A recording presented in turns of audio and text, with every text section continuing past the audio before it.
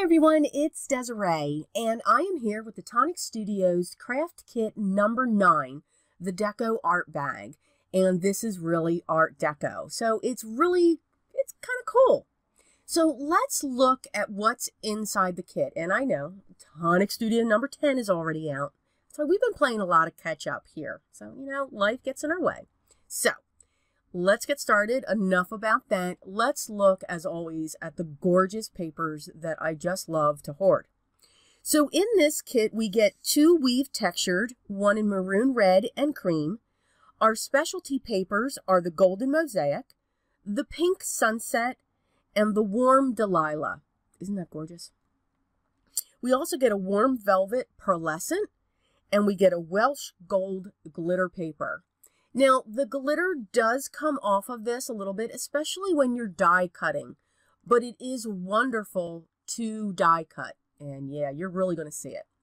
You get a couple of the blending sponges. Yes, I need to collect these because these are awesome. So we've got a couple of those going on there. You get a full container of Vanilla Delight sequins, a container of pure sheen glitter in ivory sands. And this is what it looks like on the card. I always like to swatch them out so that you can really see. These are the sequins. So they're not see-through, but they do have a satin sheen to them. So they're not full metallic. You also get a sample of the Caramel Cream Nouveau Drops. And these are like almost champagne, but with a little bit more ivory in them. So they're really pretty. You get 2 samples of Coral Calypso and Burnished Bronze Embellishment Mousse. And you guys know how much I do love my embellishment mousses. I almost have the full collection. Yay! Almost done. But they're really great. And there's so much you can do with them. And I'll actually show you that here. But of course, let's look at the creme de la creme, the stamp set and the die set. So let's first look at the stamps. So you get some great sentiments, congratulations, greetings, happy birthday, get well, with love. And then you get some borders where some of the dies do match some of those border stamps. So you can make dies or whatever else you would like, panel. And here are the dies. So of course your main die is the bag die, and it's a really different shape bag. You also get your centers, you get some tags, a corner piece that you can add to your bag as an accent, an embossing piece for the handle as well. You also get a little slit there so that if you cut one of the tags off from the top, you can then push that in to lock it closed. You get a solid panel. And then you also get this beautiful detailed panel for both the front and the back, and of course the 2 sides the same way. You also get some cutouts for your side as well. So there's many things and many ways that you can decorate. Now, after I get my kit, I have a stack. I went to my local hardware place and I bought the vent cover magnetic sheets. I just purchased those. You can get 3 large ones, and I just cut them down, and that's what I place my dies on, and then I slip them back in my folder. What's nice is every 3 months you do get a binder that you can keep your craft kits in. So you get to keep everything in there, from the stamp sets to the dies. So these are the elements that came in the kit. So let's get started. I'm going to show you 5 projects in this video. So, of course, we had to use the beautiful specialty paper, and again, that is Pink Sunset. And I'm going to use the solid blocks. I'm going to call them blocks for the bag. So whenever you use those pieces, you want to cut 2 of each. Okay, so 2 for the bag, 2 for the front and back, and then 2, 1 for each side. So when it comes to the construction of the bag, now one of the things that I did not do here was work those score marks, and I'll explain that in a minute. But what you want to do is, if you are putting any pattern paper or the specialty paper or the die cut, you want to adhere them first on your bag, especially the front and the back and the 2 sides. It will be easier for you to put these pieces on while your main die cut base is flat. Ask me how I know. Oh yeah, I actually went through one of my specialty papers and did a huge boo-boo. I couldn't even show that boo-boo because I think I cried. You saw tears on my table there. It was very bad, but that's okay. We keep going. So you want to make sure that you put your pieces on. Now I used a double-sided tape. This is, my goodness, I forgot what it's called. Oh my goodness, score tape. That's it. And I put that on the two flaps, and that's where you're connecting this bag, only in these two areas. Now again, there's a curve. So this is where I should have worked those score lines, because the die gives you the score lines. It's easier to manipulate when you connect the last side together. So this is pretty easy. And what you're going to do is you're going to match up that bottom line where the flaps are on the bottom. You want to make sure that is straight because they will be folded in. So that's where you want this even. I know you're going to hear, this is the only score line that I worked. And it helped, but you can see how I'm having difficulty bringing that other side up. So again, I'm going to annoy you with these words. Work the score lines. You don't have to crease them. I would not suggest a bone folder, but just bend them up. Work them. Get them flexible. But again, I did not use a bone folder. You want to pinch in the sides because there's score lines there, and then just pinch the top. You can fold your two flaps in, and then you can decide, okay, do I want to keep this flap just cut off the top, or do I want to cut one of the flaps off completely so that I can make it like a box that we would actually get? I actually chose to cut this flap off totally because the other flap has the little flap that will go inside your box and lock onto those, the side flaps that fold in. Again, just like any other box that we would get, a gift box of some sort. So you can see they just go, it just fits right into place. And then eventually, you know, because I like things secured, you can also add some score tape onto that other flap to close up the bottom, which of course is what I'm going to do here just to show you. So again, just a thin line. This is 1/8 of an inch score tape that I'm using, and I'm just going to prop that in, and then from the top I'm going to use my score tool to make sure that it's adhered and secured down. So here it comes. I'm going to just poke inside and make sure that it's flat up. Now these flaps, again, you can use that die that comes with the kit to cut a slit in one of your sides so that this flap will actually fold down in there. Or you can leave them just the way they are. You can tie a bow around them. You can fold them both in. Whatever it is you would like to do, just know that that's pretty much your closure if you're looking for that. Here I'm showing if I use this before I put it together, it would actually create the creases of those lines in the handle. It won't cut through, but it'll just emboss like an embossing folder would. So just to add some more embellishments, because of course I have to do this after the bag is put together, but this was easy because I'm down in the corner. I used just the individual flower die that came with our kit, and I'm using my Tonic, my Nuvo Deluxe adhesive to adhere my pieces on the front and the back. I used the tag, the elongated tag, and then the base that comes with it, and then the For You die. And again, I'm using my Nuvo Deluxe adhesive. It does dry clear. I got carried away there with the glue, but that's okay. I found a piece of twine from my stash. I tied a bow around one of the handles so that the tag could hang from it. It's a really nice size bag. It's about 6 inches tall, and the rectangle shape, it is about, I'm going to say, about 1.75 inches wide, and then about 1.5 inches deep. So there's a lot of room in there to put many items. I pulled out a few of the sequins because I really did like the look of them, and I put them in the center of the flower. So again, that was project number 1. I was very intrigued by that detailed dye. There is so many things that you can do with this. The sky's the limit. So I cut it out using the Warm Velvet Pearlescent, and this is what it looks like when you cut this out. Now, I grabbed my scissors and I cut around it. I cut off the top portion. So I have another shape from my one dye. So what I'm going to do is I've pulled out one, I used the cream weave textured, and I used one of my frame dies to cut that out. And I'm going to take this die and I'm going to adhere it to the bottom left. Now it's overhanging just a little bit, but I want to wait till that dries to trim. And I'm going to use an acrylic block while that dries. I grabbed the Happy Birthday stamp from the kit. I keep saying the kit. Yeah, okay. And I'm going to fussy cut that out.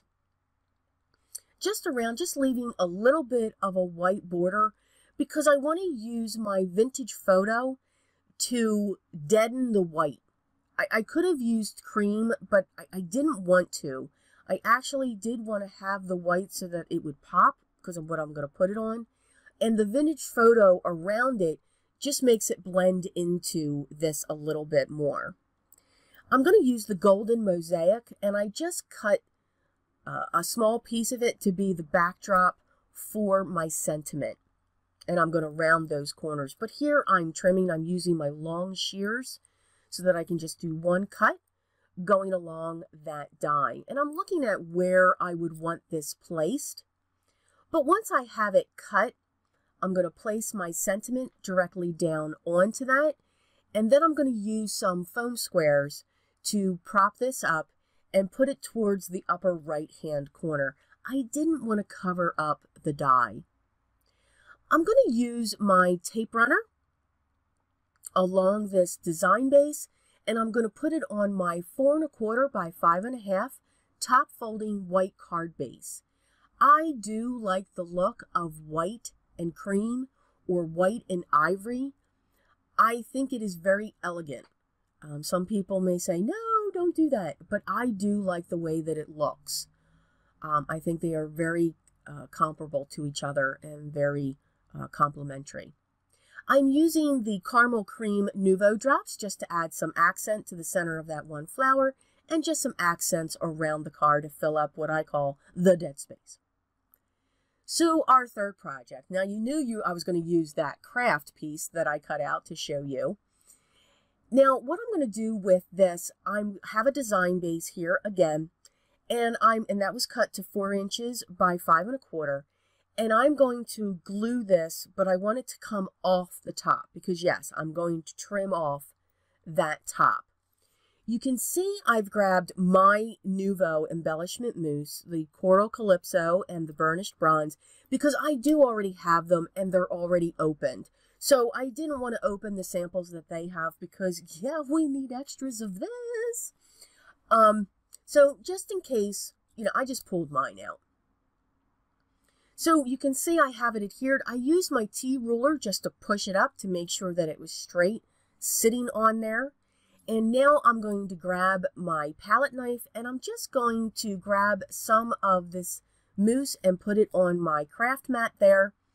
And I grabbed my Nouveau Aqua Brush, and I'm going to paint on this. Now, the paper that I'm using, it is a piece of watercolor paper. It's the Canson XL watercolor paper. It is one of my favorite. I did have the opportunity in a previous kit to try the Nouveau watercolor paper, and I like that as well. Very different texture, but I did like the way that it took its medium. But this is what I had right near me. So, whatever's close, my favorite things are always close to me, whether they're cut up or put into, little tiny pencil holders just so I can grab them. But you can see I'm just adding water to the mousse, which is making it a color palette. And I'm able to paint with that onto the watercolor paper.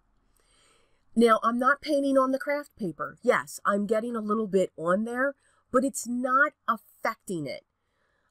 Because I'm using very little water. I'm not using a lot. These pens, I will say that these aqua brushes, they do tend to control the water a lot better than some others that I've used. So that I do like. I'm coming in with the burnished bronze just to add some depth to that large center flower. And I'm using it for the leaves to help make them stand out. So imagine if you had other embellishment mousses or other Nouveau drops or watercolors. You could make this look like a stained glass window. So there's another idea. No, I didn't do that. But you could paint this all up and use your glossy accents or the Nouveau glaze and just cover that, and it would be a beautiful panel. So something to think about if you have this or a die like this. I grabbed the congratulations sentiment from the stamp set, and I just set that down on the bottom. Since this is an Art Deco kit, I am in love with the fonts and the feel. Makes me think of the Roaring 20s and all the neat clothes and the dances and all of that. So it's just a style that I do like. So once this was dry, I used my Nouveau Deluxe adhesive to put this down on my 4 1/4 by 5 1/2 top folding card base. And that is our card on that one. Now, you can see I'm thinking because the fingers are tapping, so I'm grabbing those sequins.